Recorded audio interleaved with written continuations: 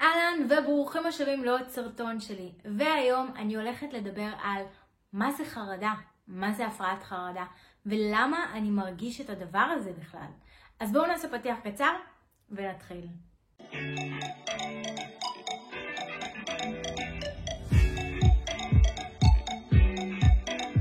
הרבה אנשים לא באמת יודעים מה זה חרדה ומה זה הפרעת חרדה, הם רק יודעים שהם חווים תחושות מאוד מאוד קשות ולא יודעים להסביר אותן. אז מה זה בעצם חרדה ומה זה הפרעת חרדה? חרדה זה מצב שהמוח שלנו מגיב לסכנה. זאת אומרת, ברגע שיש איזושהי סכנה, המוח שלנו מגיב לסכנה. מה שקורה זה שפשוט במאית השנייה המוח משחרר כמות גדולה של אדרנלין, ממש קרה טק, כמו איזה זריקה, שמשתחרר ממש לכל הגוף שלנו, ואז אנחנו מתחילים להרגיש את האדרנלין זורם לנו בדם, למרות שאנחנו יושבים. זאת אומרת, יש כמות מאוד מאוד גדולה של אנרגיה שמשתחררת במאית השנייה, למרות שאנחנו לא נמצאים בסיטואציה שיכולה לפרק את האנרגיה הזאת. עכשיו, אנחנו חייבים את התגובה הזאת אם אנחנו נמצאים באמת בסכנה. אם עכשיו אני נמצאת נגיד, בסכנה של אני צריכה לברוח מאיזה משהו, מישהו רודף אחריי ואני צריכה לברוח, אז המוח משחרר את האדרנלין הזה כדי שיהיה לי מספיק כוחות לברוח מהסכנה הזו. זה הופך לחרדה, נקרא חרדה, ברגע שאין סכנה אמיתית, אין סכנה ממשית, ואז אני לא מפרקת את האנרגיה הזו, והמוח שלי לא מוצא את הסכנה, זאת אומרת, אין סכנה בכלל, המוח מטרגט משהו אחר כסכנה, למרות שהוא לא סכנה. בעולם של היום, המוח יכול לטרגט סכנה על הרבה דברים, שזה יכול להיות כמו מה אם יכעסו עליי, מה אם יגידו לי שאני לא בסדר, מה אם יחשבו שאני מכוערת, מה אם חברה שלי תיפגע ממני, מה אם אני אעשה משהו שהוא יהיה לא בסדר. גם זה בעולם של היום יכול להתאפס כסכנה.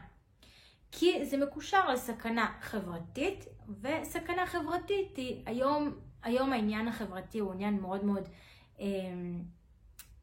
הוא נושא מאוד מאוד טעון, נושא מאוד כבד, אנחנו מאוד קשורים חברתית,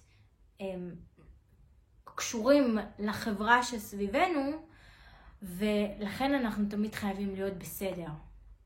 אז ברגע שהמוח שלנו מזהה סכנה, הוא משחרר כמות מאוד מאוד גבוהה של אדרנלין, והוא נכנס למצב שנקרא fight, flight or freeze. אולי יצא לכם לשמוע על זה. דוגמה למצב שהמוח שלנו פועל ככה, יכול להיות שיצא לכם פעם לחצות את הכביש, ופתאום ראיתם רכב בא במהירות, וכאילו עצרתם במקום. נכון? זה כאילו, עכשיו, זו התגובה הכי מטומטמת שיכולה להיות, כי למה אני עוצרת במקום? אם הרכב מגיע אליי, אז כדאי שאני אברח. אני אזוז לאנשהו כדי שהוא לא יתנגש בי, אבל אני יוצרת במקום. נכון? וזה כזה קורה במאית שנייה, וזו תגובה קצת לא רצונית. למה זה קורה? כי המוח נכנס במאית שנייה, פשוט נכנס למצב של סכנה, והוא מגיב בפריז, למרות שזו תגובה הכי לא נכונה. לא אמרנו שהמוח שלנו הכי חכם בעולם, אבל זו בעצם דוגמה למצב שהמוח נכנס לתחושה של סכנה ומגיב. אז לפעמים המוח שלנו מזהה סכנה במצב שאין באמת סכנה, ואז הוא משחרר לנו מלא אדרנלין בגוף, והאדרנלין הזה לא משתחרר. זאת אומרת, אנחנו לא עושים איזושהי פעולה שמשחררת את האדרנלין. אנחנו לא בורחים ממשהו ואנחנו לא נלחמים במשהו, זאת אומרת, אין סכנה ממשית. ואז מה שקורה, כל האנרגיה הזאת בעצם נשארת לנו בגוף. עכשיו, אנחנו צריכים, המוח, מה שהוא רוצה, זה להעביר את האדרנלין הזה במהירות הכי גבוהה לכל איבר בגוף שלנו שצריך את זה כרגע. אם זה השרירים, נגיד ברגליים, כדי לרוץ, אם זה השרירים בידיים, כדי להילחם. לכן אנשים נגיד ירגישו נמלול כזה ברגליים או בידיים, כי יש שם פשוט הרבה אדרנלין, אנחנו מוכנים להילחם במשהו או לברוח ממשהו. בזמן שיש סכנה, הקיבה לא הולכת להקל כלום, אז בדרך כלל אנחנו נרגיש כאבים בבטן, או נגיד התכווצות של הקיבה, אנחנו נרגיש מוזר במעיים, כי אנחנו לא צריכים להקל שום דבר באותו רגע שיש סכנה, אוקיי? והריאות גם ככה התכווצו, זאת אומרת הדופק יעלה, כי הדופק מה הוא עושה? הוא ממריץ את הדם. אנחנו צריכים להמריץ את הדם כמה שיותר מהר כדי שיפזר את כל האדרנלין הזה בכל מקום בגוף. ואז אנחנו מרגישים את הדופק עולה ולחץ בחזה. אנחנו יושבים רגוע והגוף שלנו מגיב כאילו אנחנו כרגע בורחים מדוב. וזה בגלל שהמוח שלנו מגיב כאילו באמת עכשיו יש מאחורינו דוב. ואז אנחנו חווים את כל התסמינים הפיזיים האלה ואנחנו לא מבינים מה קורה לנו.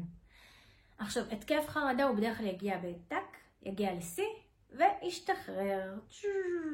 כל האדרנלין התחיל להתפרק חזרה בדם, בגוף ונעלם. ואז אנחנו חוזרים לעצמנו, חוזרים לרגיעה. מה שיכול לקרות, וזה מה שקורה לפעמים לאנשים, הם מגיעים לשיא של החרדה, אבל הם לא נרגעים, הם ממשיכים לתדלק את החרדה. זאת אומרת, הם אומרים, וואו, מה קורה לי? למה אני מרגיש דופק לב כל כך גבוה? למה יש לי לחץ בחזה? למה יש לי נמלול? אולי אני מקבל התקף לב? אולי זה שבץ מוחי? אולי אני עומד למות? מה הם עושים?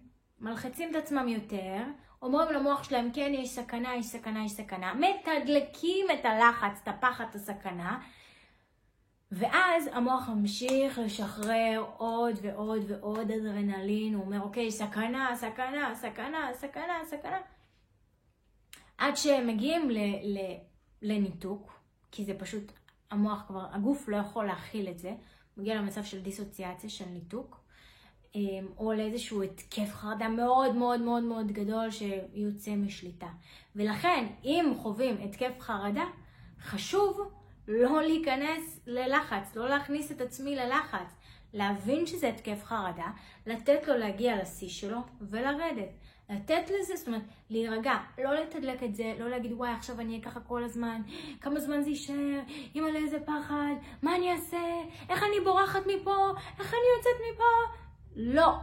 כי מה זה עושה?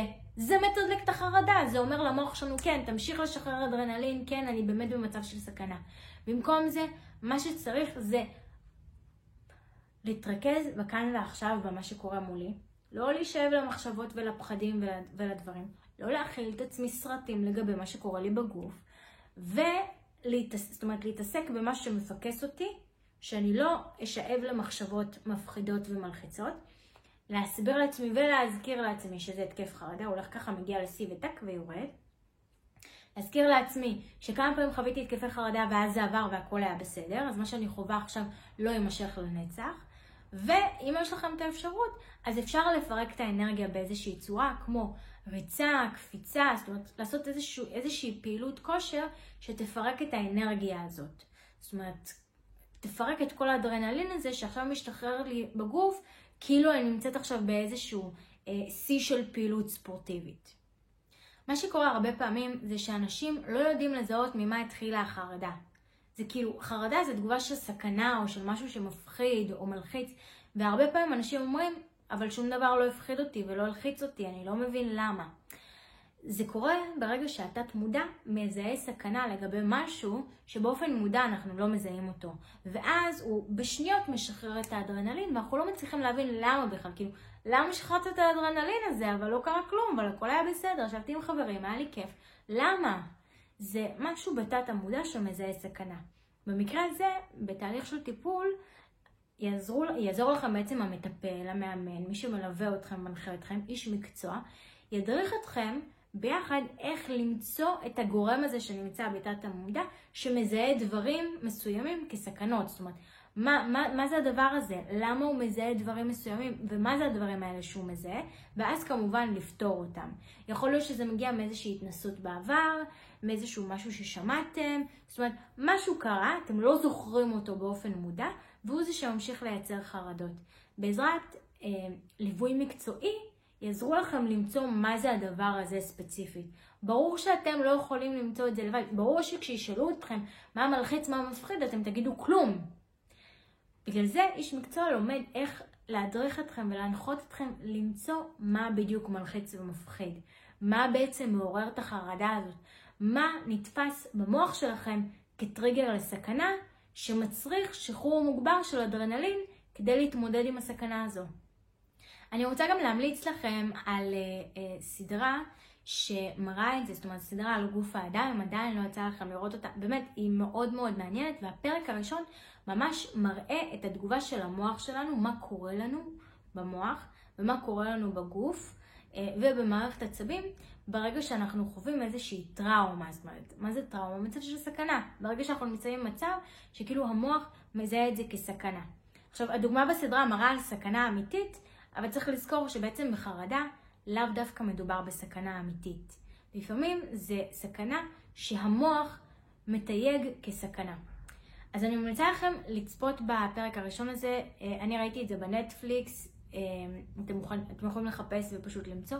קוראים לסדרה האדם, מבט מבפנים, תצפו בפרק הראשון, ובאמת זה מראה בצורה מאוד טובה וברורה מה קורה לנו בגוף. וידע זה כוח. ברגע שאתם תדעו מה קורה לכם בגוף, זה כבר יוריד את הלחץ. למה? כי כשאנחנו נמצאים בלא נודע, כשאנחנו לא יודעים מה באמת קורה לנו, מה באמת עובר עלינו, מה קורה לנו בגוף, למה הגוף שלנו מגיב ככה, למה אנחנו מרגישים את מה שאנחנו מרגישים, ברגע שאנחנו לא יודעים את כל התשובות לשאלות האלה, אז זה פתח לדמיון. אנחנו מתחילים לדמיין את הדברים הכי גרועים, ומתחילים לחשוש שאולי מדובר במשהו שגורם לנו למוות או לסבל גדול, וזה משהו בלתי הפיך. זאת אומרת, הדמיון פה מתחיל למלא את החללים הרכים האלו, והדמיון ממלא אותם בדברים לא טובים. לכן אני ממליצה כמה שיותר ללמוד על זה, לאסוף ידע, להבין מה קורה לי בגוף מבחינה ביולוגית, מה קורה לי במוח, למה אני מרגיש את מה שאני מרגיש. ככה זה ייתן לי תחושה של ודאות ושליטה, שאני יודע מה קורה, וזה יבטל את הדמיונות המפחידים, שבדרך כלל לא מחוברים למציאות בשום צורה. אז אני מקווה שהסרטון הזה ענה לכם על שאלה, בעצם מה זה חרדה, מה זה הפרעת חרדה, מה קורה לנו בגוף, ואני ממש מקווה שתצפו בסדרה הזו שהמלצתי עליה, כי באמת היא מסבירה בצורה הכי טובה, מראה בדרך הכי טובה, איך זה באמת עובד. פשוט תצפו רק בפרק הראשון, זה יעזור לכם להבין קצת יותר מה קורה לכם בגוף מבחינה ביולוגית. וזהו, אני מאחלת לכם בהצלחה ושתרגישו טוב. אם הסרטון הזה עזר לכם, אז תעשו לייק, וכמובן לחצו להירשם כמנוי לערוץ, כדי לקבל עדכונים לגבי סרטונים נוספים. וזהו, תרגישו טוב. ביי!